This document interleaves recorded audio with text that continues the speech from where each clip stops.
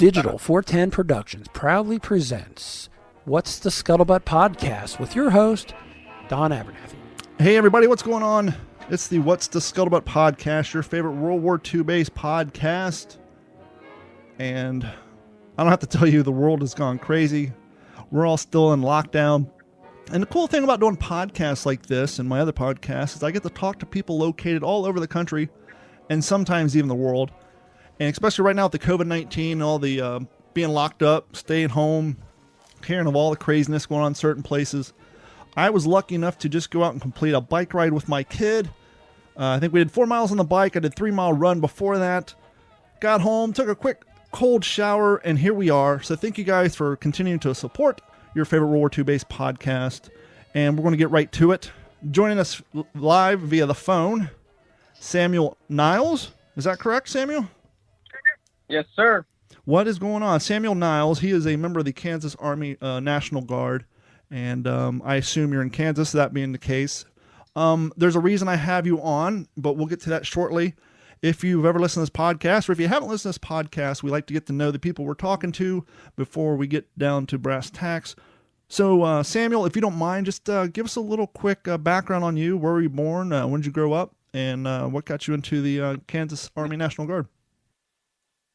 All right, no problem. I was born in Parsons, Kansas, 1999, and I grew up in Coffeyville. That's where I live right now.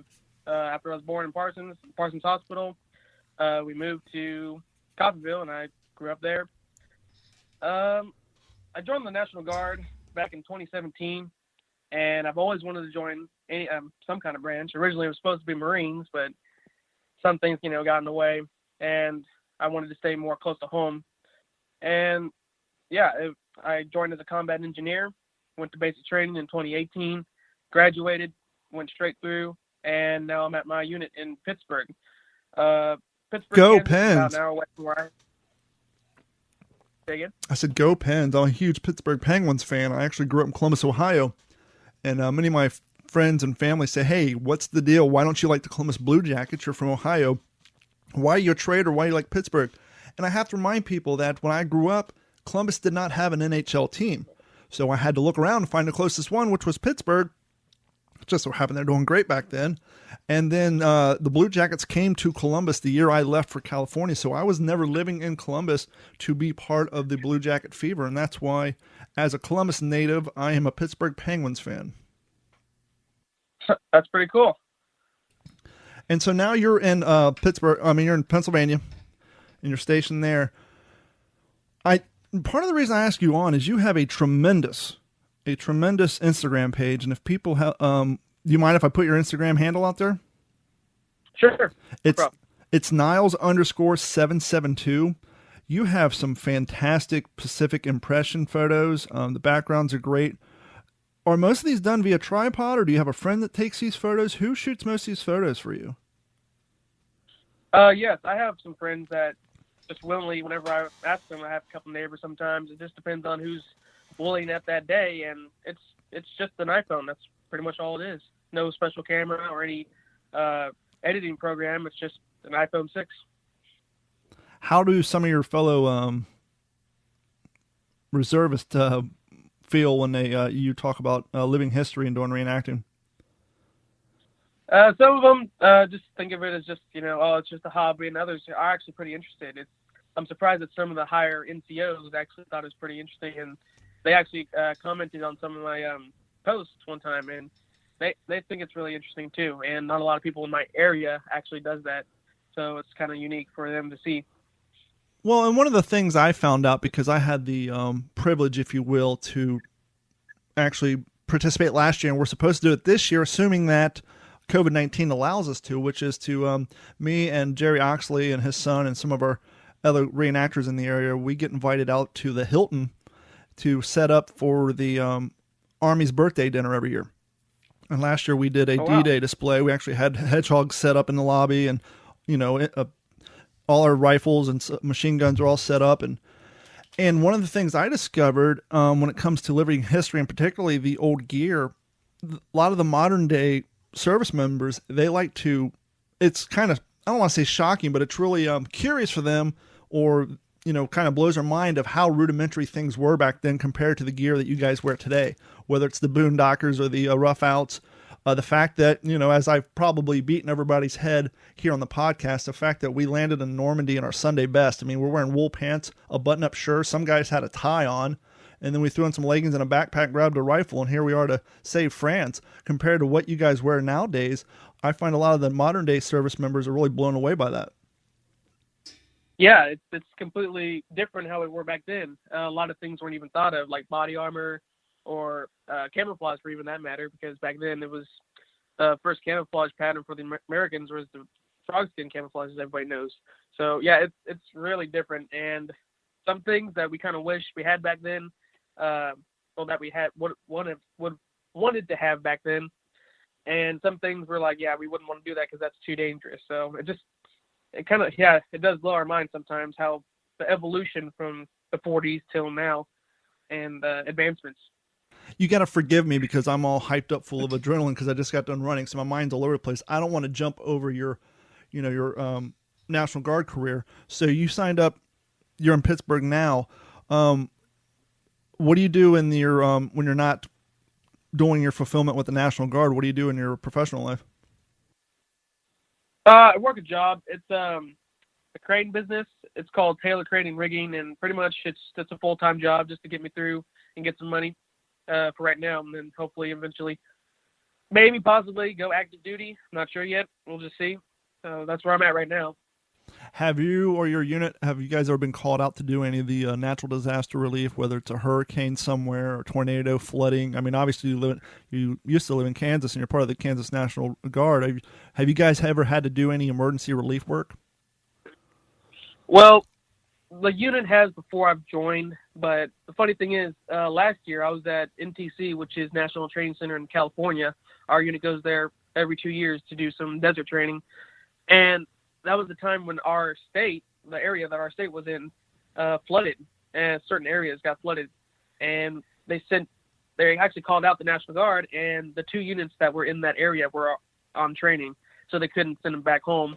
So they had to bring other units from a further away distance to bring them. So we would have been a part of that, but we were at training at that time. So I haven't been called out yet. We've been told recently that there's possibly orders to stand by for something, but nothing's come through yet, so only time will tell, I guess. I got to imagine in a time like this, I mean, sometimes I forget what I say on what podcast, and if I said this here, please forgive me to the audience, but as somebody who tries to find as many living specimens from history, whether they're Korean War veterans or World War II veterans or even Vietnam veterans for that matter.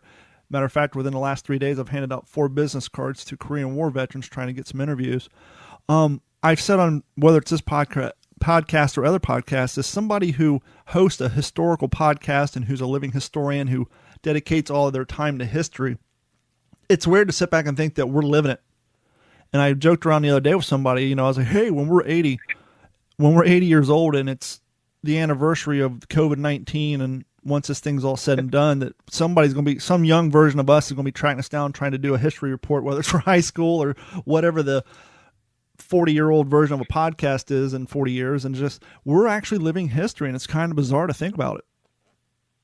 Yeah. And just like everything happens that way. And the guys during, World War II, I feel like they've been known for history, but they weren't really thinking about that. They're just thinking about getting through everything else like that, how we are right now. We're not even thinking about, oh, yeah, we'll be, famous for this thing in the future, maybe possibly, but we're just living out how it is. It's funny, before this whole thing happened, I just happened to stumble across the original issue non-combatant gas mask for civilians on eBay. And I got the damn thing for like $14, believe it or not. It was a steal. Wow. And I got it, and it's of course it's all asbestos, so I can't wear it. But on the can, it gives instructions on how to prevent fogging using bar soap. And I got to look at this thing, and I ended up tweeting 2 days ago, "Hey, look at the bright side. 40, 50, 70 years from now, our great grandchildren are going to be selling our mask on eBay as historical products." Yeah, it's kind of strange to think about it that way, but yeah, I mean, it'll happen. So clearly you're a central employee. I know that construction everywhere, no matter where it is, you guys are considered essential. So is your crane work still busy right now? A little bit. We were of course, like you said, we're a central job, and the people who we're supposed to do jobs for are not really giving us any jobs because they're shut down. So Yeah, it's kind of half and half, really. So. That's kind of where I'm at. I'm an IT guy, and so obviously I'm needed in the realms of, hey, I need to be set up to work from home, and printer issues, this and that. But I've been really trying to distance myself because even before this happened, the reports had come out. What's the dirtiest things in everybody's life? Their cell phones, their keyboards, and their mice. And so if I have to go to someone's office and touch their keyboards and mice, I'm wearing gloves, got the mask on, the whole thing. And it's just, it's just crazy. And so I try to do most of my work from home.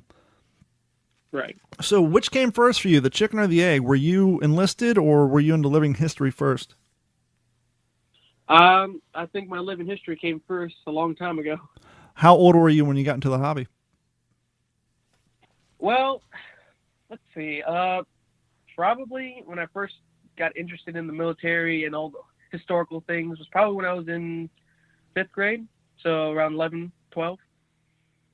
Yeah, it's kind of the time when boys mature. They either have an interest in all things trucks, guns, and military, or they don't. Interestingly enough, when I was around that age, I moved to the suburbs of Columbus, Ohio, and I lived in what was then converted to civilian housing, and there were townhouses for rent, but it was basically what was built in the 40s to be government housing for Rickenbacker Air Force Base. For those of you who don't know, Rickenbacker was a Air Corps Army ace for shooting down enemies in World War I, and so in World War II they named this particular Air Force base after him. But by the time I lived there in the 80s, it was basically just set up for a pit stop when they're transporting, equipment around the country and for air shows. And now it's completely closed. And I think it's a FedEx hub. But I say all that to say this. Growing up, my brother was in Civil Air Patrol, so we had access to the base. We used to play in Sherman tanks. And when I was in 5th grade, I used to go to the PX to get got my first Iron Maiden tape. That shows you how far back. My first tape I ever bought was at the PX at Rickenbacker Air Force Base. We would go there to get our hair cut and all that stuff. And my best friend's dad was a gunny sergeant in the Marine Corps. And so I kind of grew up around the military stuff. And then, of course, I moved away from there in middle school. And so middle school through high school, I say high school because I'm going to say I was an asshole. But through middle school through high school, I was a bit of an asshole. And I really didn't regain the appreciation and the historical interest in military until I got to my late 20s.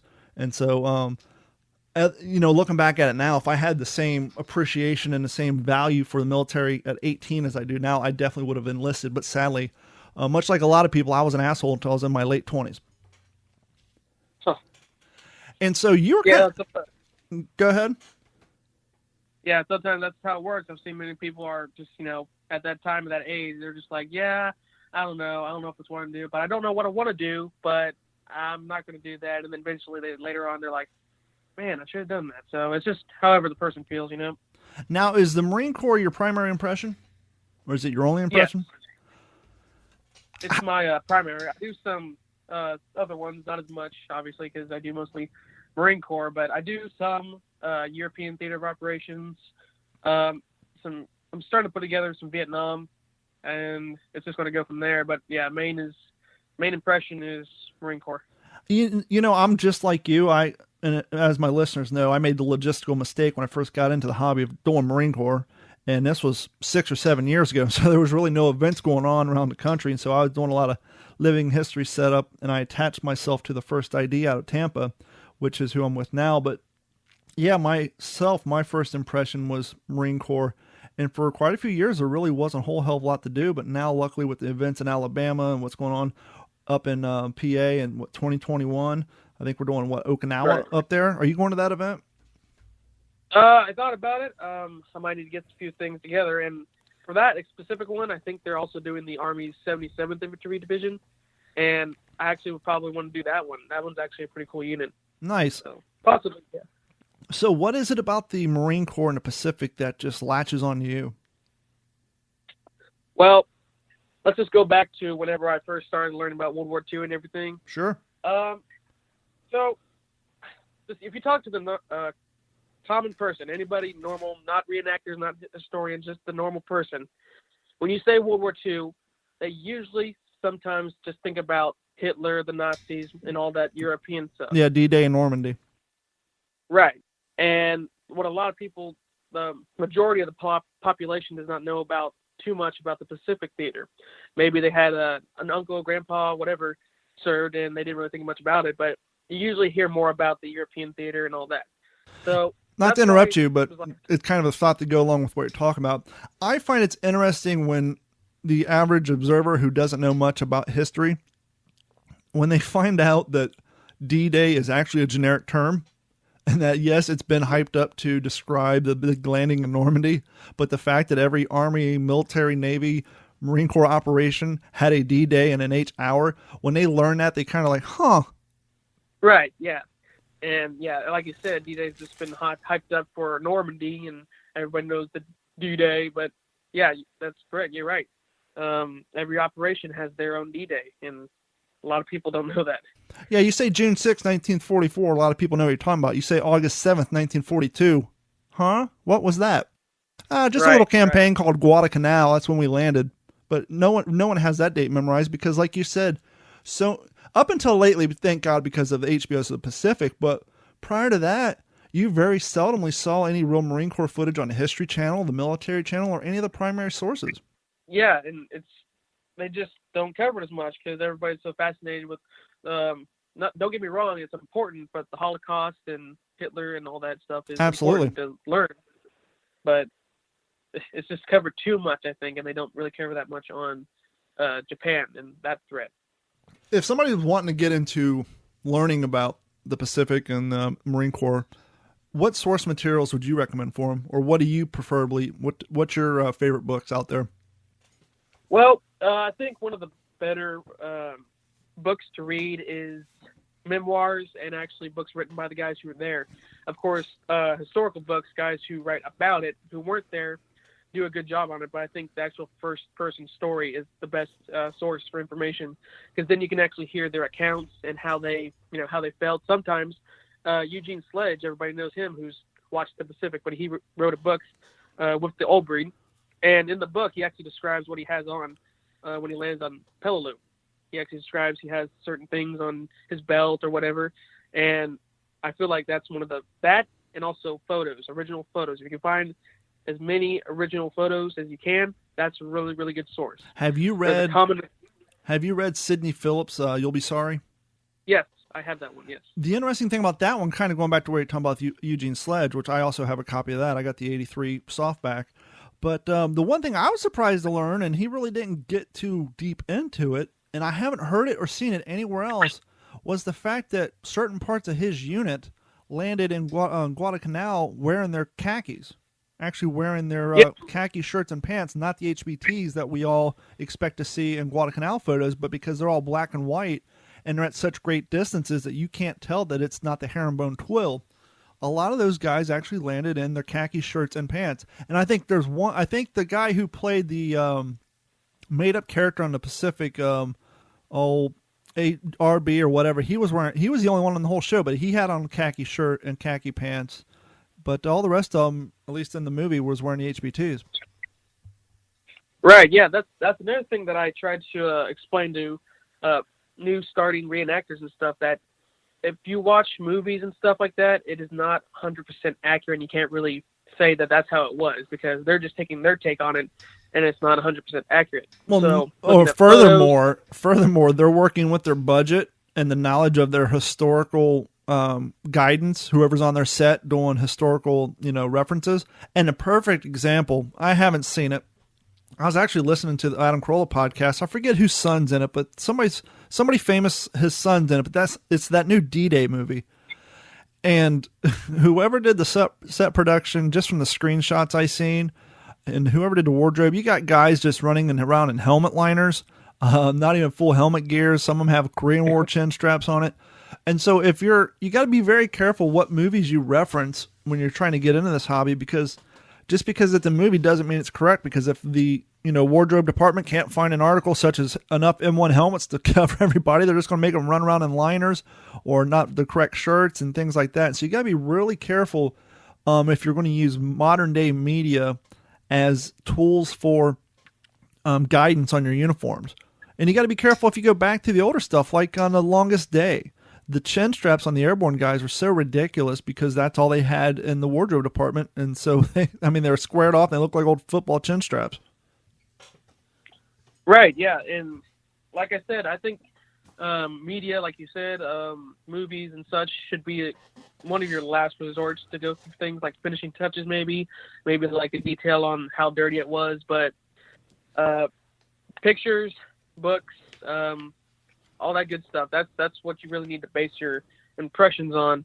And like we were talking about Guadalcanal and the khakis, that's what I do for my my first Guadalcanal impressions that I threw together. I actually had the khaki service shirt on top, and I had my HPT trousers underneath, or for the bottom part. Do you have a 1903 Springfield? I have an 03A3. I'm about to buy a 03 original version of it. You know, that's the only thing that's stopping me from doing a Guadalcanal impression, because I have an M1 Garand. I don't have a 1903. And I'll tell you right now, with the sadly, they sold out. But like last week, somebody was selling 4 reproduction Holly liners that they used in the HBO Pacific for like $160. And I didn't have the money. And then today I get the check in the mail that we're all getting. And so I quickly rushed on eBay, and they're gone. I'm like, oh, this would have been my one opportunity to get me a reproduction Holly liner where it not kick me real hard in the bank account, because I got a little extra spending cash, but they were all gone. But yeah, that's what basically all I need, because I have the black porcelain canteen. I got the HBTs and all the everything else that I would need for that impression. I'm just missing the rifle and the proper helmet liner. Right, and that's the thing. Many people who start doing reenacting, they don't know that each island pretty much that they attacked was so different in uniform-wise and gear-wise because of the evolution and advancements throughout the war that they acquired, and then they figured out a problem like, okay, the Holly liner, it's pretty much papier-mâché or cardboard, so we need to make something that's more durable, and all that. I actually do have a reproduction Holly liner that I use for my Guadalcanal impression. Have you ever seen an original? I do. I actually, they're at my American Legion here in town. They have one in the display case. I've seen an original one at a distance, but the reason I ask is you're talking about the cardboard material. I'm looking across my studio, and on my shelf, I was lucky enough a few years back. And if you guys are subscribed to my YouTube channel, you guys know that we're making a mobile podcast studio for when we do living history events. But I talk about in one of the episodes how to get stuff for cheap on eBay by using generic terms. You know, if you want a porcelain canteen and you type in black porcelain Marine Corps canteen, you'll find them. But because you're so specific, the people who post them know what it is. They know what the value is. And so the starting auction price is pretty high. Whereas if you think, okay, if I'm somebody who's cleaning out my grandfather's garage, not really looking for the money so much, I'm just trying to clear things out, they're just going to put generic WW2 canteen. And so you sort through all that crap and you'll find that porcelain nugget in there. Or you might, you know, instead of putting, I want a 1942 Boyd haversack, just put in World War II combat pack, something generic that people who don't know about the war would put when they're listing things on eBay. And you'll find your haversacks with a lower starting auction price instead of being specific. You just have to dig through all the other things first.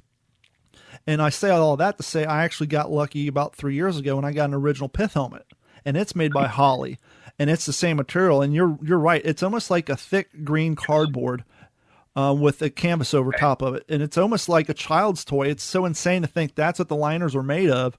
And the reason they stopped using them, because they used them first in the Pacific with the high humidity and obviously all the water and sand. They literally just disintegrated on them. And that's why they're hard to find original ones. Yeah, and the one I have already, that's a reproduction. It's already starting to, the edges are starting to rip a little bit, and I can see why they changed to the new pattern liner. Also, going back to what you're saying about finding something for cheap by typing in specific keywords, Marketplace, Facebook Marketplace. There's a lot of people on there. If you just type in World War II gear or something like that, they'll be like, sometimes I see a third pattern dog gear canteen cover for about $30, and they just said World War II cover or canteen. So yeah, you're right about that. Yeah, that's and also flea markets. People ask me. There's been so many times I've walked to a flea market. I think it's been like 4 or 5 times where I've seen a haversack, whether it's Army or Marine Corps, and they're asking like $20 for it. And so I'll buy it even though I already have one at home, and then I'll go and compare the two, see which one's older, which one's better shape, and then I'll turn around and sell the other one on eBay and start the auction at $27. So even if somebody buys at the starting bid, I've already made $4 on what I bought it for.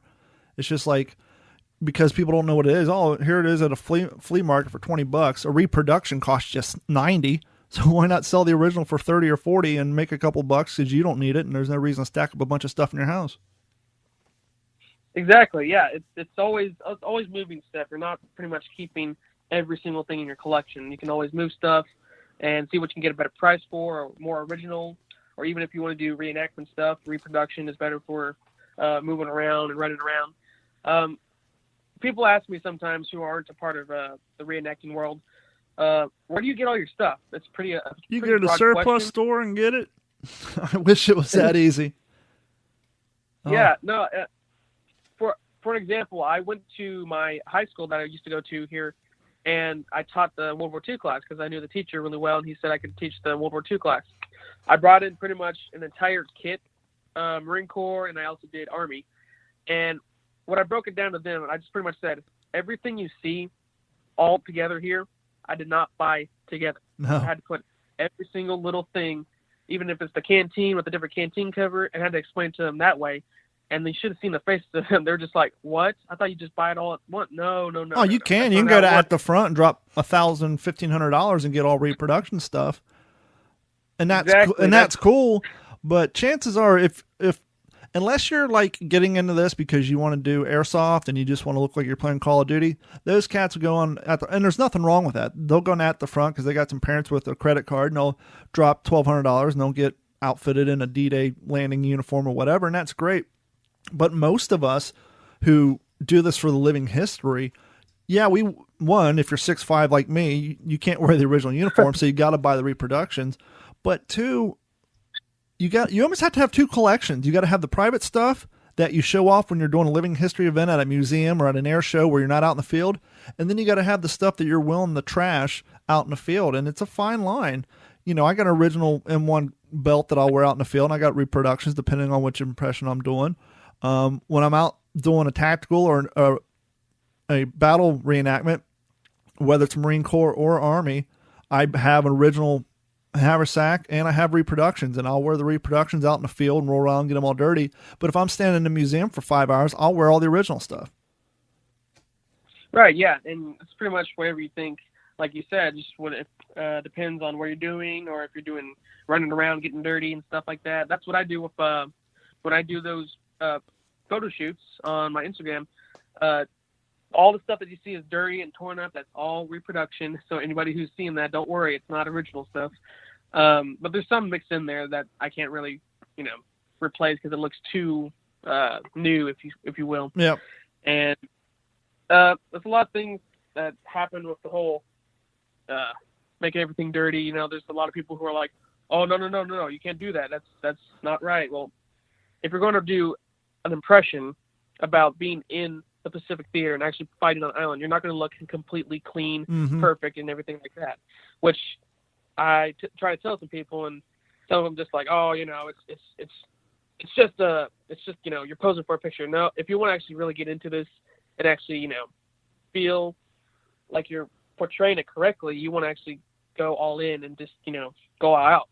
I will say this, I cannot bring myself to artificially weather my uniforms. With that being said, I don't try not to get them dirty when I'm out in the field. I sit on the ground all day long just to get natural dirt on them, and I never wash them. I've only washed my P-41s one time. That was because I did a tactical event at a cow pasture and I had cow crap on me.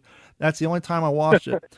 The rest of that, I have a mannequin out in my garage. And so if I do a Marine Corps event, I'll come home, I'll hang the uniform on the mannequin out in the garage and let it dry naturally. And all that dirt and all the sweat stains will set in naturally. I don't wash them. I want that torn up, look. But I just personally, I can't bring myself to destroy. I can't bring myself to open a box, go out in the backyard and start rubbing it in the grass. I just can't do that. But I do definitely try when I'm out in the field to let my uniform get dirty. If I'm doing a tactical event, I'm crawling, ducking, diving, rolling, and all that stuff. I'm not, I can't get my uniform dirty. Right. Yeah. And that's another thing too. That's how it actually would have been weathered back then. It would just been, natural, being out in the elements. Yeah, because they're gonna be thrilled that they got a nice clean uniform. They're not gonna go to the quartermaster, get that uniform and start rubbing it in the dirt. No, they're like, oh, thank God, it's been 3 weeks since I've had a shower.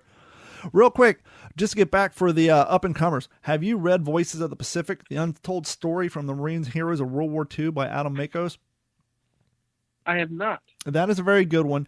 It's kind of... Let me ask you this. This is a good one for the cats who are just getting into the hobby and they have an interest in the Marine Corps, but they don't have all the Robert Leckie stuff. They don't have the Eugene Sledge, because this covers that. They have photos of all those guys in there. They got the story about John Basilone. So this is kind of like it's more kind of the same subject matter, but it intentionally doesn't. It tries to talk about the stuff that wasn't already covered in the other books. But a friend of mine, Cowboy, gave me another book called The Guadalcanal Diaries. Have you read that one? I've heard about it. I think I tried to find it online, but I haven't really found the book yet. Yeah, this is a very, very good book. I'm sorry there's a little bit of a pause there. I'm actually opening it up, and I'm trying to find the copyright date, because I think this is like one of the cooler prized possessions in my library, because the pages of it is so thick and reminds, I think the printing's from 1948 or 1942, but it's a great book. That's another one to pick up. And then, have you gotten to the Robert Leckie stuff at all? Strongmen Armed? Yes. Yes, Strongmen Armed, Helmet for My Pillow. I have all those books. They're really, really good. I went out and I bought Strongmen Armed United States Marines versus Japan, the one with the green black and white cover that we've all seen of the landing craft and the guys, going over the hills at Iwo Jima. Right, yeah. And then I got lucky enough. One of my customers, he's into the history, but he's not a reenactor. He just enjoys the reading. And he gave me, he's like, I went to his house and he gave me books that he had that he finished reading. And he gave me another copy with an alternative cover. So I actually have two copies of Strongmen Armed with multiple covers. Obviously, I got Sidney Phillips, but all those are great books. And you really brought up a important thing, at least I think, when we were talking about books. A lot of people, when they talk about learning history, or if they're not into history and they hear about history, they're thinking, oh God, we got to talk about numbers, got to talk about logistics, dates, movements, and all that. And that, unless you get deep into it, if you're starting out, that's just going to bore the living hell out of you, and you're not going to have an interest. To me, much like you, when you're reading the firsthand accounts, and Eugene Sledge and Robert Leckie and Sidney Phillips, they all did such a great job of putting you there. You can imagine sitting in the mud watching. They made Snafu do it in the show, but it wasn't him. It was another Marine who was throwing the pebbles into the open skull of, the dead Japanese soldier on the machine gun. And when he's talking about digging a foxhole and hitting that corpse, and all the maggots come up, and the NCO, he's trying to move, and the NCO says, "No, you got to dig in there," and just all the maggots and just living through everything. It brings you there, and you're like, holy shit, this happened? These people really lived through this? That is what captures me, and that's what really gets me to continue reading and learning as much as I can about it. There's a book that I'm starting to read, and I haven't gone through it fully, but it's actually pretty cool. It's called Storm Landings, Epic Amphibious Battles in the Central Pacific by Joseph H. Alexander.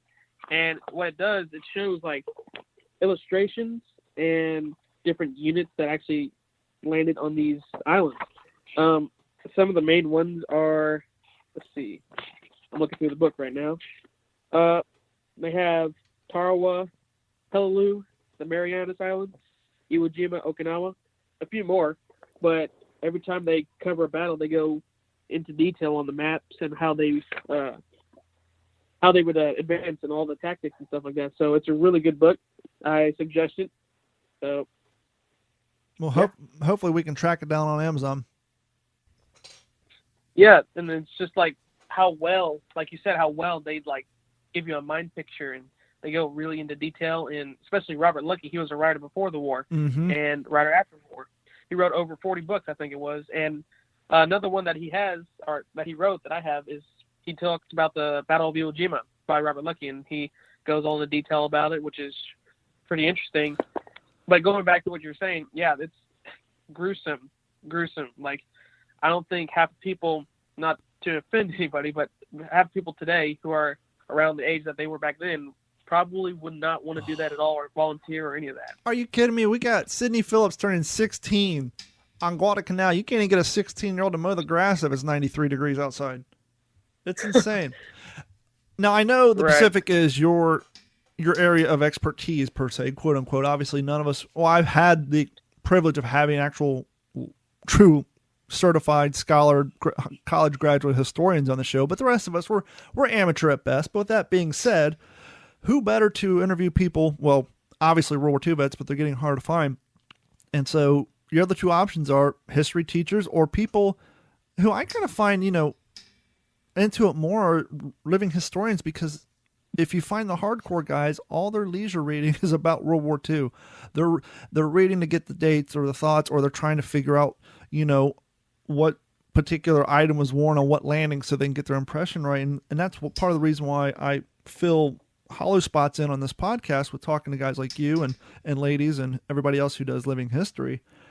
And with that being said, I kind of find that a lot of people that I interview, there's certain thing that they really focused in on. They know a particular history, a time, a date, a combat, a battle, what have you, that they find interesting because usually that information hasn't already been told ad nauseum, that we already learned by watching every show on History Channel, Military Channel, etc. Is there a particular event, combat, battle, person, or something that you like to talk to people at living history events, or even to other living historians that they don't know about? Yes. There's a couple things, but I'll go on my favorite one and my favorite impression, to be honest. One thing that you see about, but you don't really see any reenactors do, is the Navajo code talkers. That is my favorite impression to do. And funny thing is, I'm actually half Navajo, so that kind of works out perfectly. Well, I was going to ask you, but it being 2020, it's kind of hard to broach that topic. I was looking at your photos. I was going to ask you what your heritage was. Yeah, no, I'm half Navajo, half Mexican, but it works out perfectly. And it's so interesting that without Navajo code talkers in every major battle of the Pacific, we would have lost the war. Mm-hmm. It's just crazy to think about that. And how Colonel, I think it was Colonel at the time, Colonel Stanson, he was the guy who pitched the idea for having a code based off of Native American language, because he was actually he's raised on a Navajo reservation because his parents were missionaries there. So he kind of got the feel of the Native Americans, how they think, how they feel, their language. And whenever World War II broke out, he pitched the idea to the government. He was just like, hey, crazy idea, but how about we base a code that's based off of Native Americans' language? And at first, everybody would be like, that's kind of out of the box. But an interesting about the Navajo language is that at that time, it was never a written language until they made it into a code. So it was all verbal and passed on through generation and generation. So they would actually have to figure out letters and words, because they wouldn't have a word for, tank or machine gun. Mm-hmm. So they would have to put them together. And I think that was really interesting, really cool how they did that so quickly and came up with over 600 words in the Navajo code. Well, I mean, the one thing, they say necessity is the mother of invention. Well, when you're in war and you find out that all your stuff's getting hacked, cracked, and decoded back then, and you need a way to come up with a new algorithm, if you will, so that you can continue to get messages across without the enemy figuring it out. Especially back then and even today, the military wants to keep it as simple as possible. So why spend months coming up with an artificial code or language that no one knows when you have indigenous people in your land that already has a language? And like you said, it's a language that hasn't been documented, and especially back in the 30s and 40s. And so if, they didn't have the internet back then, there wasn't, History Channel shows and 60-minute documentaries and all this stuff. It was just, newspaper articles talking about, Indian reservations here and there. And so you have this group of citizens who are more than willing to help. I mean, if anybody's going to try to defend what's left of their land in the United States, particularly in 1939 and 1940, it's going to be the Native Americans, because they're going to want to hold on to what they have left, whether it's from the United States government or from a outside force. And in that culture, being a warrior is a huge thing. And so you got all these young men who are more than willing to participate and go out and fight for their country. And you have the built-in benefit of they know a language that no one else knows. So why wouldn't you, use what you have and make the best of it? And it worked. Yes. it was unbreakable. That was the amazing thing about it. The Japanese never broke the code. Going back to what we're saying, the Japanese intelligence and all the military intelligence, they actually sent guys over here before the war and actually studied Native American languages because they heard about World War I when we used Choctaw code talkers, not to an extent that we used in World War II, but to a certain limit. But then in World War II, before we used the code talkers, the Navajos, the Japanese studied Navajo languages, but they studied the ones that were written. They never studied the Navajo because it would be really hard to actually learn it without being, obvious that they're trying to learn your language. Sure. So, and that just blows my mind as well. Like, they got so close. If you think about it, they studied Native American languages, but they didn't get the one that we use. And after that, they just, like, anybody who's seen the movie Wind Talkers with Nicolas Cage and Ed Beach. I've been holding my tongue for the last 10 minutes. I was going to wait till we wrapped up this little part of the segment. I'm just thinking, I really hope there's some young aspiring directors, or maybe even Tom Hanks at some point. It's disappointing to me that Code Talkers is the only representation we have for the Native American contribution to the war effort, because that movie, it was good if from the outside, from a civilian counterpart, I enjoyed it before I got into living history, but after I got into living history and started studying this stuff and I went back and watched it, it's not the best, movie representation of what those guys did, but sadly it's the only one we have. Right, and one specific part I was going to point out that they actually, I think, would have gotten right is that whenever their Japanese are trying to tune into the code or to the radio, one Japanese guy says, "Is this English? It sounds like they're underwater." Yep. And so, like, they were just at awe. They're like, "Is this even a code? What is this?" So, I mean, yeah, I hear what you're saying about the movie. It wasn't the greatest, but like you said, it's like our only documentation visually wise that we have of the Code Talkers. So, but I'm actually want to be able to somehow throw together eventually, maybe down the road, put together a production and actually do one right. Yeah, like, there you go. Actually, each island, because every single island, even Guadalcanal, they had Code Talkers. Yep. 30 original recruits came to Camp Elliott, is where they did the code training. One didn't make it. The 29 is what they called the original 29. They made it, I think, 2 or 4 stayed back and taught and became recruiters to the Navajo reservation to recruit more Navajos to come and learn the code, while the others were deployed to the Pacific. There's many pictures you can see of the Code Talkers on Bougainville. There's lots of pictures of them on Bougainville. And there's some on Saipan, but there's not really that many of them on the other islands. I don't know why that is, but they're on every single major campaign and island that they went to, even Peleliu, Iwo Jima. On my Facebook, there's a video I shared. It's about one of the last surviving Code Talkers, and he talks about how whenever the Americans landed on Iwo Jima, they made it up to Suribachi on day 5. They rose the flag, and right as they rose the flag, a Code Talker actually transmitted a signal or a code back to the intelligence spelling out Suribachi in Navajo, and that's how they knew that they captured Suribachi, which is pretty cool. And they're just hidden all over the place. And how many movies have you seen, World War II Pacific movies, have you seen with Code Talkers in them? Very few to none. I mean, one of the disappointing things about and I get it. Look, you got a series that's 12 episodes long. I'm sure you're like me. You've read all the books, and you realize that a lot of the things that Robert Leckie said in the show were actually said by other Marines. But because it's a 12-episode series, they don't have time to produce the characters, to do the character development, to get you to care about the things they said. So they thought it's more important to get that phrase or that thing out there than it is who it actually happened to. And perfect example, he's in the P-47 ward or the P-42 ward where the crazy kid's behind the gate, the one who tried to steal the plane and fly away. He's talking about one day he's out there on a slit trench duty, and they're digging a slit trench, and they start getting bombarded with mortars or an airstrike, and how they all had to jump in the slit trench, and he could feel the lips of the Marine laying on top of him on his back as he's praying to God. Well, in real life, that actually happened to Robert Leckie, but they didn't want to film the whole scene to get that story across, so they took that story and that action and actually lifted it from Robert Leckie and put it on that Marine, so they didn't have to spend an extra episode just to get that story out, or an extra 20 minutes, when they can do it in a 2-minute story between Robert and this this person. And so a lot of times you got to forgive those type of things, and that's kind of another hard part about doing what we do is, you read the books and you know what had actually happened and who it happened to, and you just got to let that stuff go so that it doesn't drive you crazy. Yeah, and like you're saying, it's just they have the facts right and the stories, but they kind of mix and match just to get, because of their budget. Yeah, they get the story out.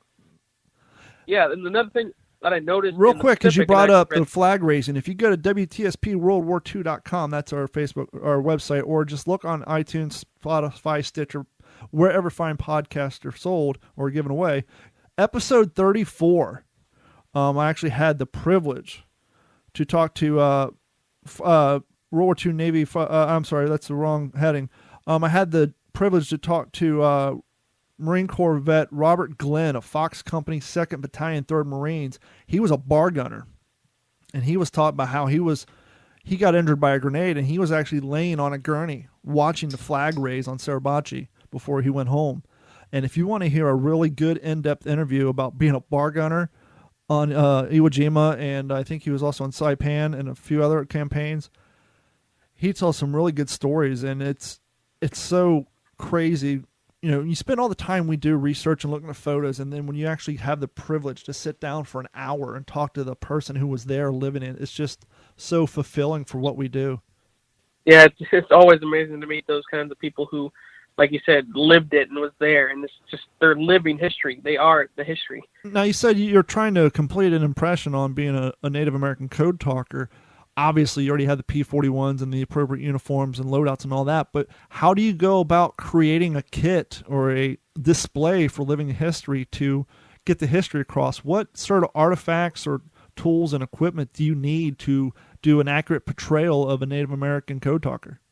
You have to pretty much go into the history of the Native Americans themselves. Like, every time I went to Texas one time for a reenactment and a living history display, and I kind of researched beforehand what some of the things they would have with them that aren't Marine Corps issued. Okay. So you just have to look at their culture, because each tribe, has their own different practices and such. And what I did, I brought a Native American Navajo flute. I brought some pollen that they would have for their cultural practices and stuff like that. And it's just hard to, really have everything accurate, but I try to put everything that I can research before then. And like I said, like the artifacts or some things that they bring, and also learning the code itself, because It's all on paper, it's all print. You kind of have to learn some of that too in order to be 100% accurate in a way. Sure. So I've been learning. I'll be honest, I haven't learned 100% of all the words, but I have been learning some of the words of the code talkers code. And there's books. I have about 3 books, and they have all the letters that are in code, all the words for each, plane, dive bomber, all that stuff.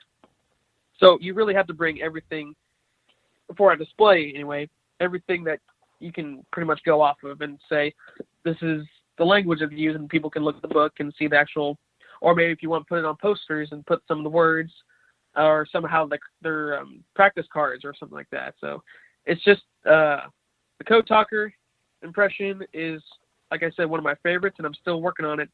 I do actually have an original World War II United States Navy TBY-7 radio that the Navajo code talkers actually used. That was going to be my next question, is have you tried to track down, because you can't be a code talker without equipment, and that was my next question. And so you actually got one of their phones?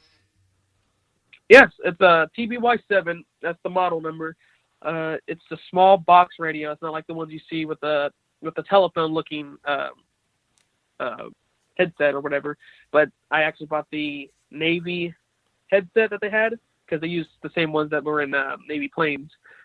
the Navy headset, the microphone, and the TBY radio. I had to buy the battery pack as a reproduction. It's a wooden reproduction, but pretty much 97% of that pack and everything it is 100% or 97% accurate for a code talker impression. How did you go about procuring that equipment? Was it local stores, eBay? I mean, the problem with radio equipment is it's so GD heavy that when you order online, the shipping cost is going to destroy you. And you were talking earlier about Facebook Marketplace, and I live on the west coast of Florida. And over on the east coast above Miami on this place called Merritt Island, an old gentleman was selling a field telephone, the one in the little pack with the wind up on the side, and he was only wanting like $30 for it. And when I went up to Alabama for the Fort Morgan event last year, I was going to take the 4-hour detour down there to go pick it up, but that's just so much extra gas and you're just wiped out. And I tried my best to get this guy to take it down to the UPS store and just get me a quote. And I was just going to PayPal him and say, here, mail it to me. But I could never get that deal done. And the price was so right, the equipment worked, but it was either, do I want to drive a round trip of 7 hours and pay the $40 and pay like $45 in gas and spend 2 days out there, a whole day doing that. And I really tried to get the guy to ship it to me, and that was the one thing I missed out on that really, really sucks. So I'm looking at the TBY 70 field radio here. That's a big boy. What's the overall weight of that thing? The one I have is probably around 15 to 20 pounds. It actually looks big, but it's lighter than when you actually pick it up. And wearing it on your back also, sometimes it kind of, adds up the weight a little bit. But, no, yeah, it's actually, in the pictures, it looks big, but it's, I don't know, 12 inches by 10-ish. Yeah, I guess it's got to be pretty mobile. The one I'm looking at looks like it's built into it like a backpack, almost like a haversack strap. I do not have, okay, this is, if you're talking about rare, like really rare stuff to get, the original OD3 colored radio bag for them, for that radio, is like, there's like none ever. No, I actually talked to a guy on Facebook that I was messaging about whenever I was starting this impression, and this guy said, "Oh yeah, I was one of the guys who produced the reproduction ones for Wind Talkers. So yeah, if you want to buy one, I could do a starting price of $200, and I'll start a production line and give 10 to people." And I was like, "Yeah, I'm not trying to go that far into it." So, and they were reproductions. Yeah. So I have I don't know exactly what type of radio this one carried, but it's just an OD7 radio bag, and it works. It looks similar to the OD3 khaki one. But yeah, I'm looking at one of the OD3s now, but there's definitely a lot more of the 7s out there. Right, yeah. And the pictures you may be seeing, it has the battery pack with it, or is it just the radio itself? I'm just flipping through. There's some that one of them almost looks like, no, I'm sorry, that's a BC100. Never mind. That's a double stacker. But yeah, no, they got some of them have the full kit with the headphones and the plugs and the antenna, and some are just a radio. Right. I had to piece everything together, obviously, but there's a picture I talked about earlier about code talkers on Bougainville. There's a really good showing of how they used it, and how they would actually one person would actually be writing the code down, the other one would be transmitting it through the radio, and they switch back and forth sometimes. But yeah, the radio, it's probably one of my favorite things to own right now because it's so unique to reenacting, especially that specific radio too. Is that a blank fire in Thompson, or is that a Denix?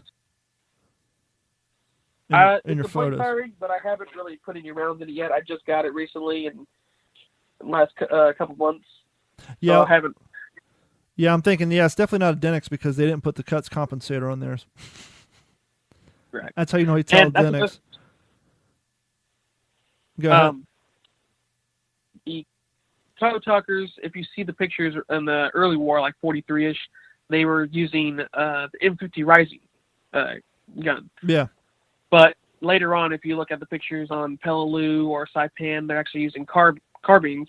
And I am just now going to buy a carbine for the first time ever, since I haven't been able to find, an original early war carbine.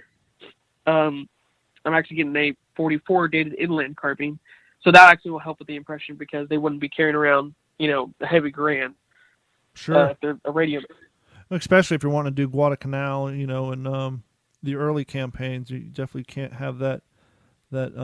Yeah, I'm looking at one now where they have the wrestling on there. Yeah, actually, there is a few pictures of code talkers. It doesn't have to be radio. It looks like a squad of code talkers. They're posing for a picture they have in what brands. Yeah, I'm actually looking at that photo. There's 4 guys down in the front, 4 guys in the back. The one in, the whole front row is all Garens except for one Riesling, and then the guy in the back has the bayonet. 2 guys had the bayonets affixed to theirs, and then the third guy has it slung over his shoulder. But yeah, there's a lot of M1s in that photo.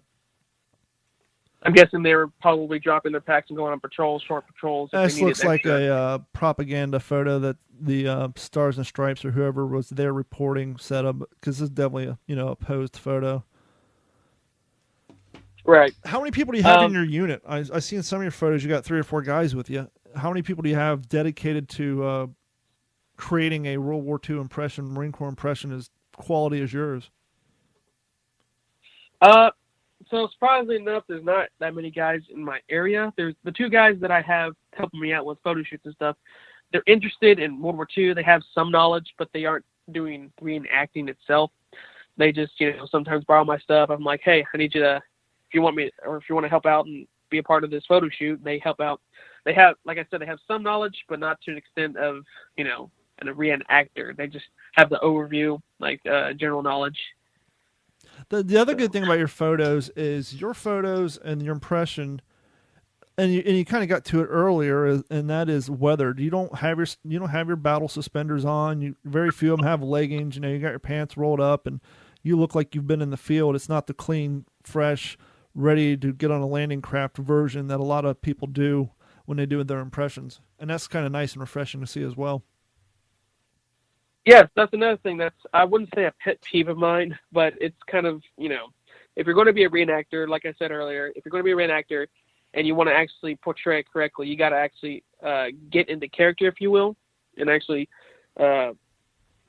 make it as if you're there. Like whenever I take my photos, I always think, okay, what can I think of? I just got out of a battle or just a firefight a few minutes ago. I'm worn out. I got to, look like I'm dragging.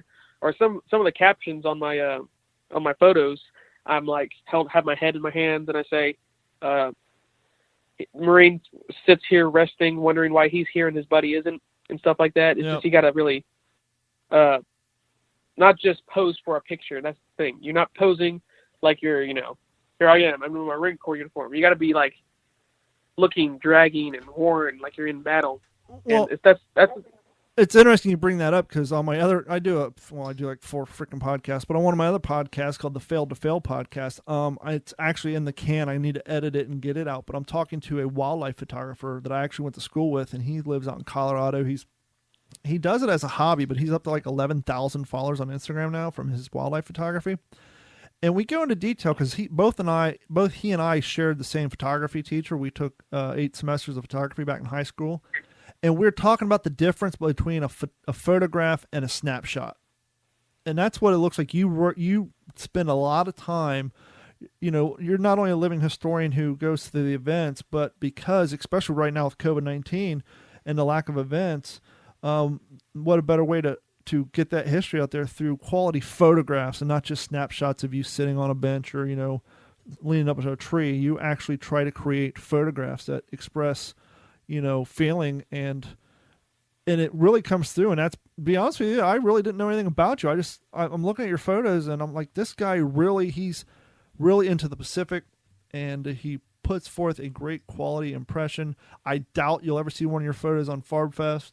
And that's a good thing to say, which I hate that fucking site, but that's neither here nor there. Luckily, I haven't showed up on there yet either. But I just kind of like you were saying, nowadays it's changing, especially now that we have great events like the Fort Morgan and what's going on up in your area. Here's a bucket list item, and I can get you in. I know the organizer. Save up some money, book yourself a ride, a trip, take a train, plane, automobile. Get your ass out to San Antonio, Texas, and then I can get you in to participate in the Living History program at the National War. I'm sorry, I just completely blanked on the National Museum of the Pacific War out in Texas, out in Fredericksburg. Oh yeah, that's the one I went to last year. Were you there when I was there, or were you, no? I was there the year before, I believe. The time was crazy. I think was it last year? Were you there around the time they shot Walking Point, or before? I think it was after, because I got there in September, October. No, August, September. Yeah, that's a great setup. I told Jeff Cobb, I said, you guys are like the Universal Studios of living history. It's so fun to go out onto that stage, because that's what it is. I mean, so many times we as reenactors, we find ourselves, and it's kind of embarrassing, to be honest with you. We're in like a cordoned off corner of a parking lot at like an air show or a museum, and we're out there, trying to make believe the Chevy S10's not behind me, or make believe that that Taurus isn't there, and we're out there, trying to do our best in what we have. But when you go out there, and people have spent all morning walking through that beautiful museum out there at the National Museum of the Pacific War. Sorry, Jeff, that I fumbled it at first. It's been a long day. And then you sit through that program, because much like me, they make you watch once so you know what's going on before you participate.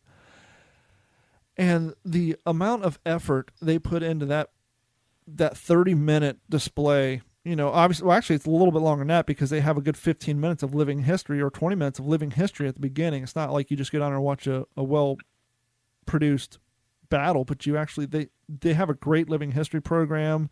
The way they do it with the kids, they start loading all the helmets and all the gear on them, and they have all their living historians come out there. It's a great program, and I'm thrilled to see that you actually participated out there, because that's when you're laying on that ground because you took your hit, and then the guy with the flamethrowers 15 feet above you, it's so damn hot. But it's just something about it. It's like, wow, that's just one flamethrower. Could you imagine being in an area where there's multiple? Oh yeah, that's just insane to think about that. Whenever I went there, that was my first time.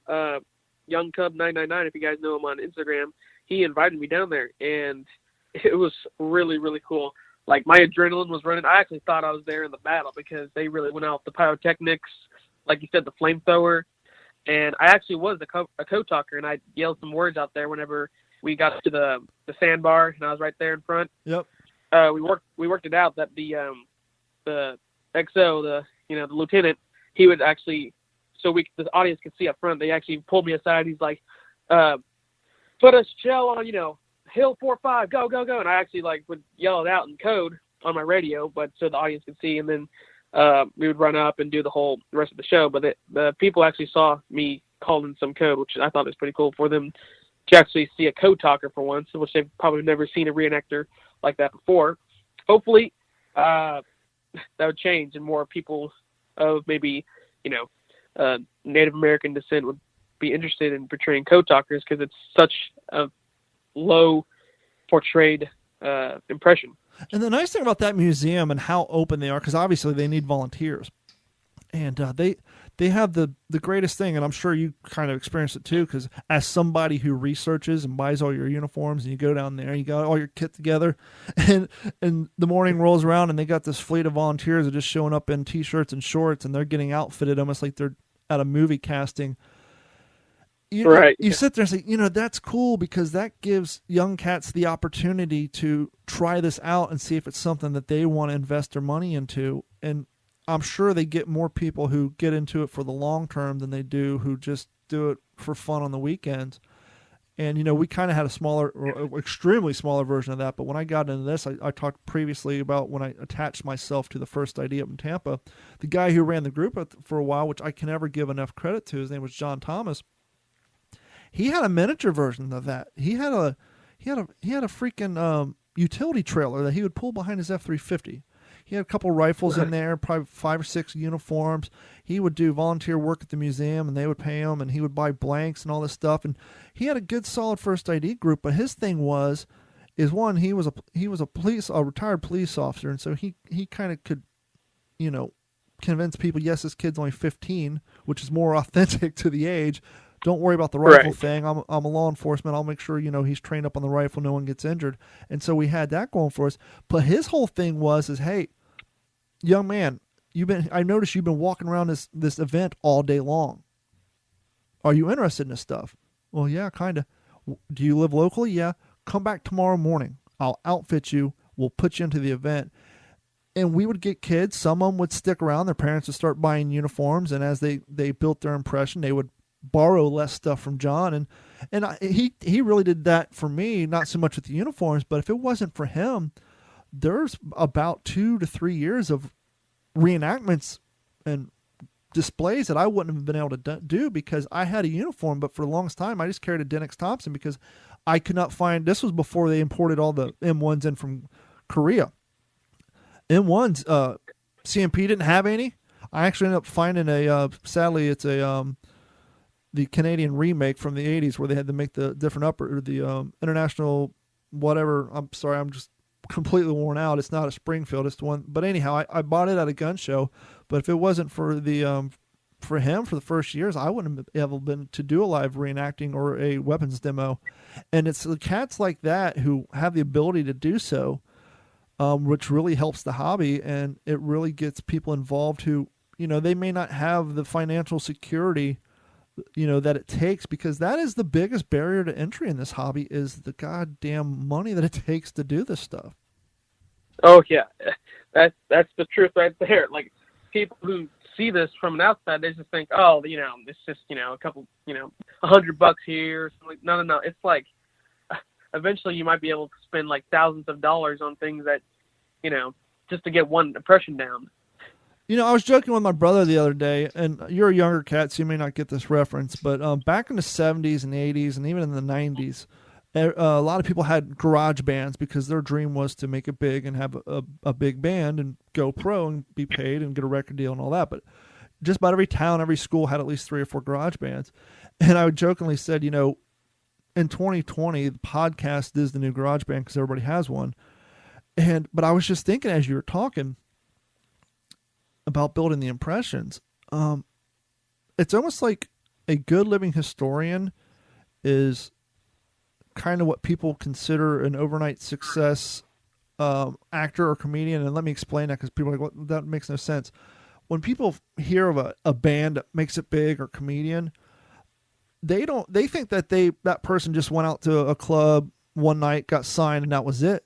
That artist, that comedian, that band, that living historian, a lot of them build their routine, write their music, or build their impression for a year, sometimes up to 2 years before they even go out and do their first show. I remember it took me probably about 1.5 years to put my first impression together because I wanted it to be correct.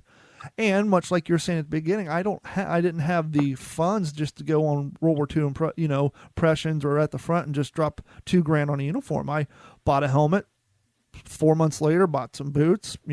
6 months later, got it. It literally took a long time to build that. And kind of like you were saying, people see your impression and your uniforms. They think, oh, well, he just got in a car and went down to the local store and bought the stuff. But no, a lot of quality living historians are much like quality bands and comedians. They spend years putting together their craft, their display, their impression, their uniforms. And those are the ones that, I guess it's a compliment when somebody thinks, oh, well, you just went and got it done because it looks so good that they think it was professionally produced, whereas you did it yourself. And I just realized it's kind of had a cool thought that it's kind of like, a successful band. Oh, they got lucky. No, they were actually playing, bars for 15 years before they got that record deal. Right. Yeah, that's exactly how it is. And putting everything together, like you said, making it right, making it look authentic is a big thing, a part of it. And also going back to earlier, like putting every single thing together, people don't realize that, in which I'm trying to spread knowledge in my area that when I do things like publicly or at schools, that this takes time, and that should show them how dedicated we are and how much they should appreciate the history that happened and the people who served, because we're trying to honor them and preserve the history. And some people just think it's, it's a lot of people just call it costumes, which really kind of gets me. But yeah, they think we're cosplayers. The cosplay thing, to me, it's a good thing and a bad thing. And I got a lot of friends who do the cosplay, and some of them have been on this podcast, and I'm not knocking it at all. For me, I can't do it. It's just not my bag. I know hypothetically or technically what we're doing is no different, except for in my mind it is different because we're portraying real people and real events that really happened, and opposed to dressing up like Master Chief from Halo. But hey, but we have to give the devil their due because of them and the acceptance because of that young generation, and technically it's your generation, maybe the generation that came after you. And I have to say this on my other podcast. There was a time in the early 2000s where everybody's wearing multicolored Vans and skinny jeans, and those were the hipsters and the emo kids, and everyone's like, where is this coming from? And they don't realize that generation grew up for 10 to 12 years watching Big Bang Theory. And Big Bang Theory, for people like me who are in my 40s, those guys looked like what we called dorks. They looked like dipshits. They looked generic and dumb. That our generation would have been making fun of them for what they were into. But when you have a generation of kids growing up watching a show where the main characters are into comic books, they're into science. Howard wore funny, colorful, skinny pants and shoes because the producers of the show trying to make him look like, societal outcasts and silly, but make them smart and lovable. And so that generation latched onto that because it is a great show, but that's where the styling came from. And because cosplay, science, comic books, and all that was such a big part of that show, and you have a generation of kids who grew up on that, now there is a social acceptance of that generation and younger, and maybe not so much of the generation of mine and older, who when they see you doing World War II reenactments, that stigma of dorkiness or history nerds not there, whereas it still is with the older generations because they don't have the social acceptance for the cosplay stuff. But I really think that kind of helps us what we're trying to do a little bit. It kind of hurts us in a way some people may think that we just out there wanting to play Army, but I think that stigma has always been around. But it definitely, I think it definitely helps at least us when we're driving to the event, we're getting out of our car. We don't feel so out of place when we're walking across the street in full uniform and gear, or walking through downtown Tampa with a M1 Garand slung over your shoulder because you're getting ready to go do a 5-hour cruise on the SS American Victory, the Liberty ship. And I've literally walked through downtown Tampa in full Marine gear with a rifle slung over my shoulder with 5 other dudes. And no one says a thing because sadly, and I know I'm rambling on and I apologize, but sadly, most civilian counterparts, unless they have family in the service, they don't know the difference between an 85-year-old uniform in a modern day. And so you're walking from your car to the event. Hey, thanks for your service. And exactly. And yes. you try to, if you have time, you'll stop and say, no, I'm a reenactor, blah, blah, blah. I take that thank you and I pass it on to the real service members. Now for you, it works because you are in the service, but for me, I wasn't. And so I try to just, if I have time, explain, well, I'm a World War II reenactor, but the truth be told, they think that's a modern day uniform, in which it's going to get even more confusing now that they brought back the pinks and the greens. But it's all part of what we try to do. Right. Yeah. I get that sometimes too. Like I post some pictures and someone private messages me like, wow, you look so good. When are you getting deployed? I'm like, 1944. Yeah. I'm going to Peleliu Island. No, it's just that's, we have to deal with that, get through that. It's always going to happen. There's always going to be people that are not educated of, history and stuff like that and don't want it. That's why I personally, not to interrupt you, but I personally, when Veterans Day rolls around or Memorial Day or any holiday that has a positive leaning towards thanking veterans or military personnel for what they do, I make sure within a week to 2 weeks of that time, I do not post any new photos of myself doing reenactments because I don't want people to think that I was in the service and to steal, to do almost...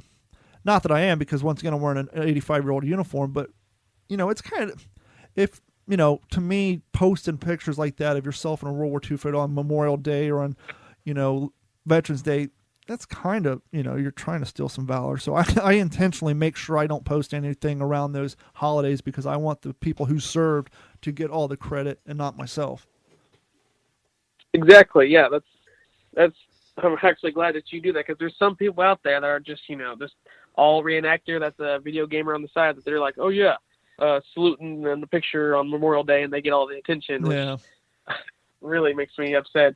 One of the things I try to do with the younger cats, well, my group kind of fell apart and I'm almost a nomad now, but back when we had a solid group, I would try to, because I'm 41, and I shave, and going back to what you're saying, I take this stuff serious. I almost treat every event like it's an acting gig, even though it's not. I'll dye my hair because my hair is white. I mean, if you go on my Instagram page, I got a white beard and my hair is turning gray. But if I shave and I dye my hair in those photos, I can pull off a 24-year-old or even a 30-year-old from a distance. You're spending all the time, energy, and effort on making sure you have the right canteen cover for whatever event you're doing. You're making sure you have the right first aid pouch.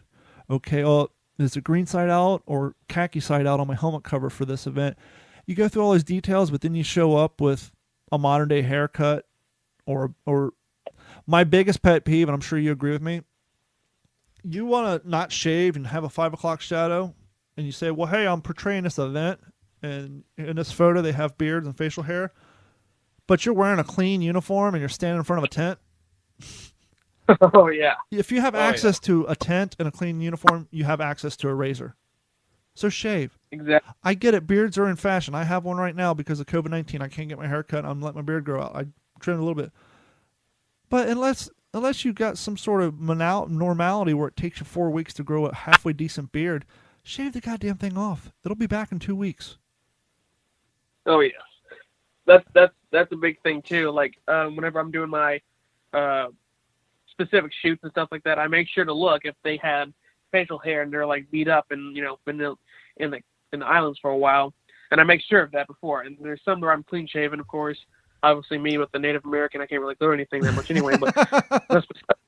But he can't drink or grow a beard. Yeah, that's something I wanted to cover a little bit. Sure. There was this one time, I'll just go over this quickly. I was a young reenactor. Well, I'm still a young reenactor, but younger reenactor. Just starting out, putting things together. I went to gun shows wearing my 101st Airborne M43 loadout, and I can never forget this. I was like 16, I think 16 or 17 at the time, and I walked going down the aisle looking at the gun shows, and there's this, I think he's either Korean or World War II, I couldn't remember, but he comes up to me, he's like, "You in the service?" I was like, "No, I plan on doing it." He's like, "Well, that's an amazing, that looks just how we had it back in the day." And he grabbed my arm and he's like, "You know something? I've seen guys younger than you," and he pointed at me, wearing those sergeant stripes. And I was like, whoa, because that kind of gave me chills a little bit, because he knew and he saw them back in the day that they were really, really young when they went in, and they wanted to. They weren't, yes, they had the draft out, but most of the guys wanted to. A lot of guys, if you ever read the documentary on Desmond Doss, he talks about guys who committed suicide in his hometown because they couldn't enlist because they're declared 4F unfit. Very common. Very, very common. It's just a big turnaround from like how it is today than how it was in the 40s. It blows my mind. And here I am. Sometimes what I told people, and some of the guys I met down there at the National Museum of the Pacific War, and they agreed, is that I don't belong in this time. I belong in the 40s. That's where, I really wish I was there and actually would be able to serve my country then, and, all that good stuff. To be fair to yourself, you are serving your country now. I mean, you are a member of the, Kansas Army National Guard. So thank you for that. Yeah. And, and I often try to express in this podcast, especially because we do have listeners who are history fans, but they aren't reenactors per se. And that is, we do our best to physically walk a mile in another man's shoes and his uniform. But none of us, we're all thankful that we don't have to, well, let me rephrase that, most of us, because there are a lot of combat veterans who do reenacting as a form of therapy, and they just enjoy the camaraderie and the history like the rest of us. But a majority of us have never had to experience the physical and visual horrors of war.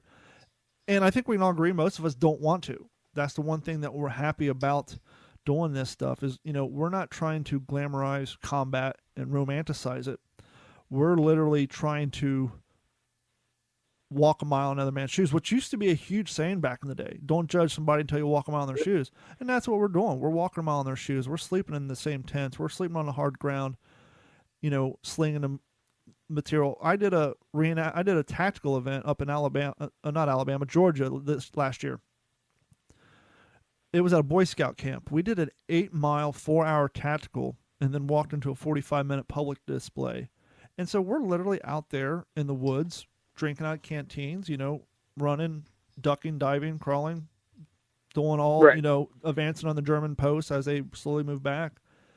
And thank God we don't have to experience the horrible side, but, we are out there getting the thorns, living as much of it as we can without experiencing the horrible side, because, we're trying to preserve history, but we're definitely not trying to romanticize the horrible things that happen to people, because any veteran who will tell you who was there, whether it's Korea, World War II, or even modern day combat, war basically just displays the worst things that human beings can do to one another.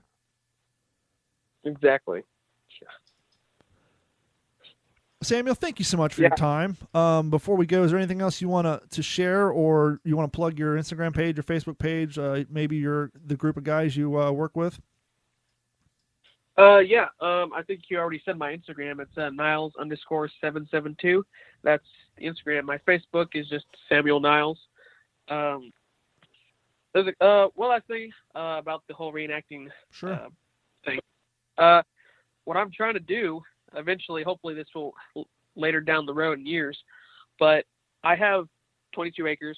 I'm kind of in the country-ish, and it's just me and one other person that lives here, and I want to eventually turn my property into some sort of living history place. Like, we even thought about, making one section this terrain for this battle or something like that. It's just something I really want to do, and hopefully eventually people will be able to hear about it and then possibly come up here and see what I have. Well, you can hit me up privately off the air sometimes, but if you're truly serious about doing that, the first step, and I don't know what the fees and taxes are in your state, but here in Florida, it's only like $150 to actually create a business.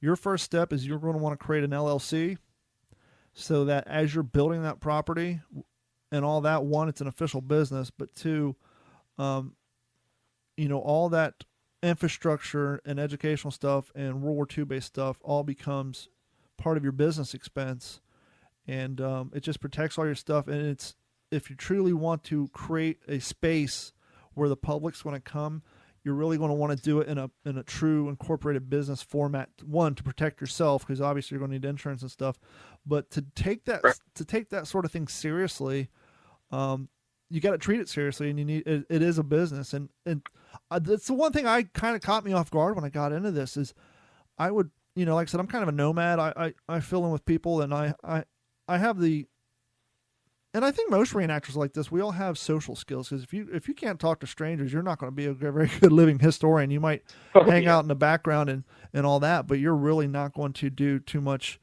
living history work. And so all of us are outgoing people, and most of us get along fine. And so it's easy to surf around the different events, because within 20 minutes, you just met 5 new friends.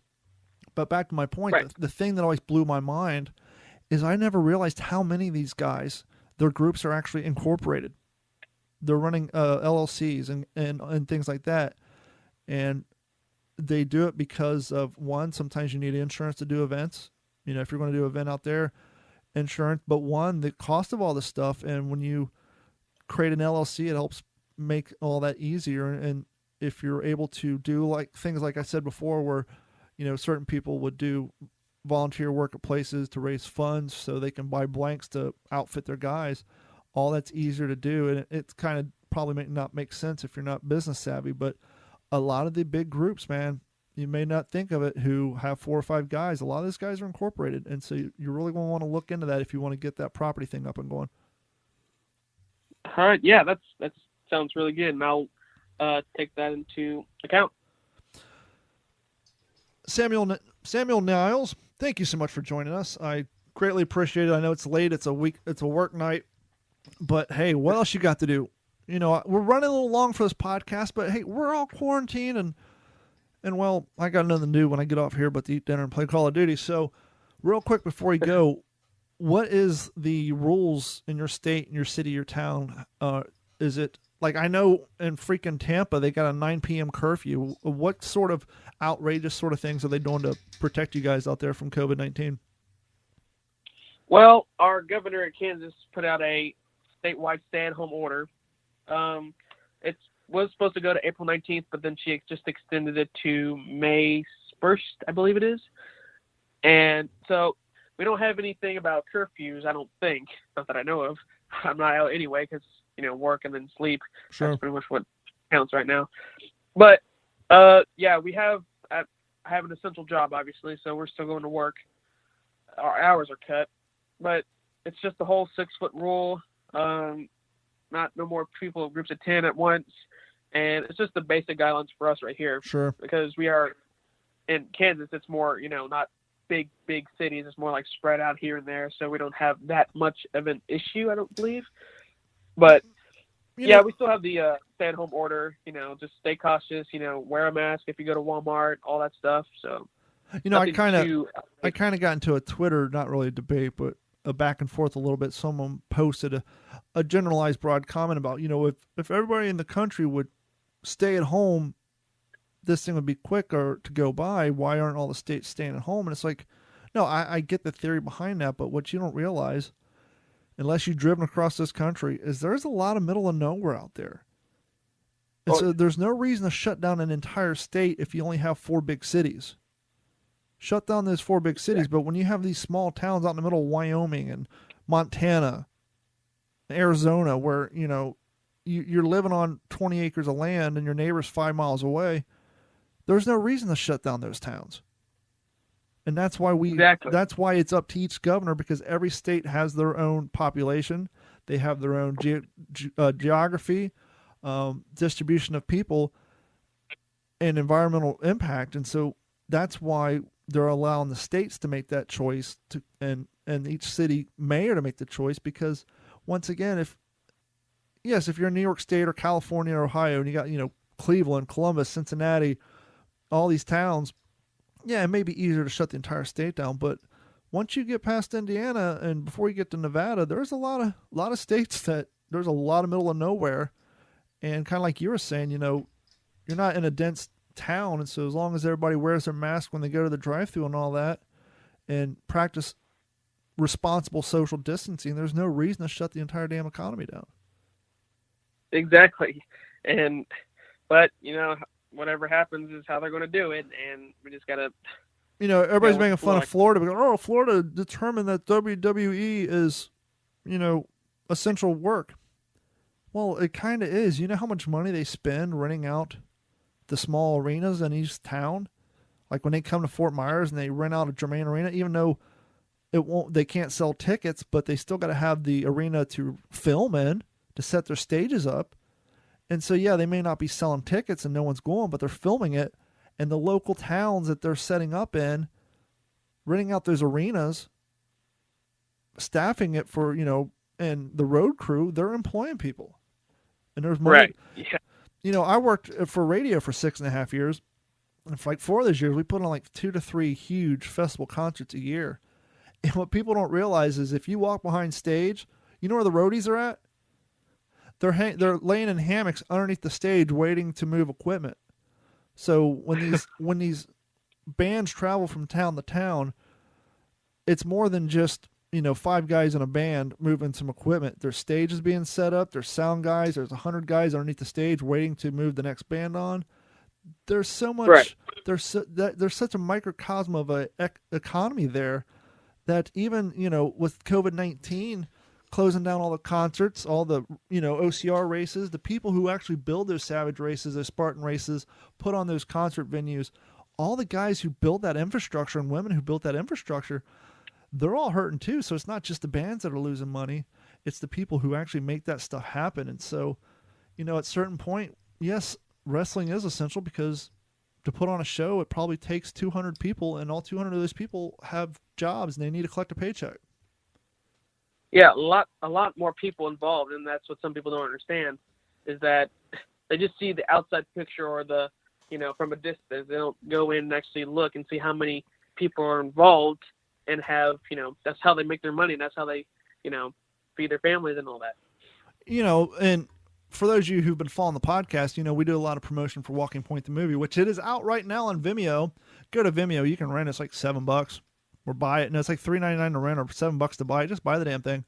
It's 26 minutes long. The first half was filmed out at the National Museum of the Pacific War on their soundstage, as I call it. And the second half, believe it or not, was filmed in pretty much my backyard out in Bokeelia. And I was there the day they filmed their final scenes, and kind of helped Jeff Copsetta do some historical, consulting on it. And there's a specific scene, I don't want to give it away, but there's one of the characters is laying down on the ground and his helmet's in front of him. And the camera's laying on the ground too, and so the helmet's kind of sitting in the foreground and the actor's in the background. And when they originally set it up, they had the helmet face in so the liner was towards the camera. Right. But because I'm so worried about people claiming, oh, the details are wrong, I realized that his helmet actually had a Vietnam liner in it. So before they started shooting, I went up there and told the director, I said, hey, we need to flip the helmet this way so that people don't see that Vietnam liner, or, the community is going to come after you for that. And when I saw the movie and I actually saw that shot, I'm like, it turned out fantastic. And it's so cool to actually see something finalized that you kind of had a little bit of help doing. But that kind of also gave me because I was there and I saw the sound guy, the lighting guys, the key grips, the makeup people, just for a 26-minute movie, the amount of people, and I know when they're out in Texas, they even had a bigger crew, but just the amount of people who are getting employed traveling around the country to shoot a 26-minute short film, which is fantastic. Something like that, Hollywood being shut down, there's just so many people being impacted that people don't realize.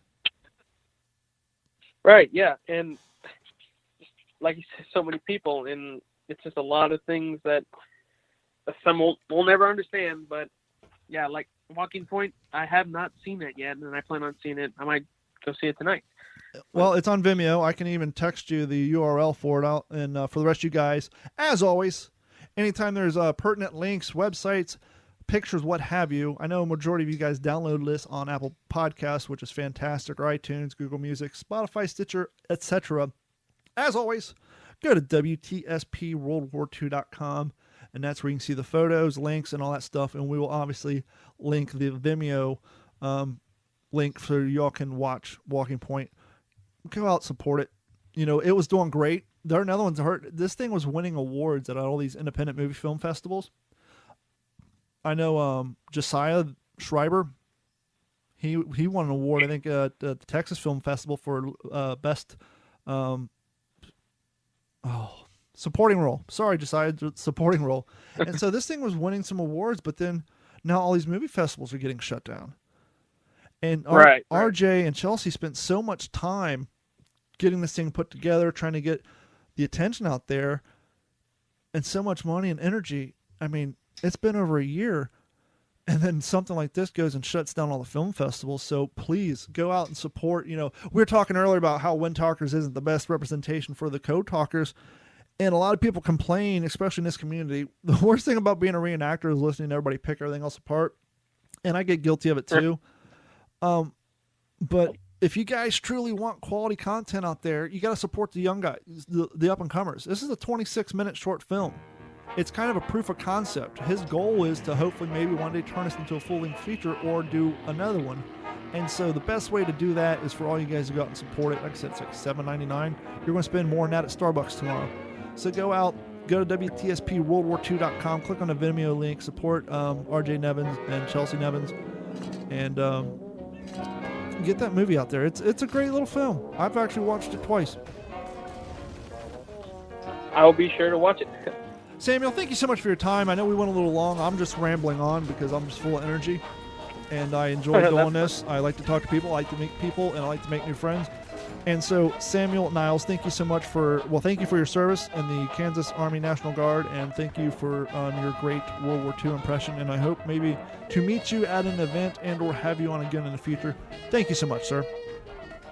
I appreciate it very much, and I hope to meet you too as well. This has been a Digital 410 production.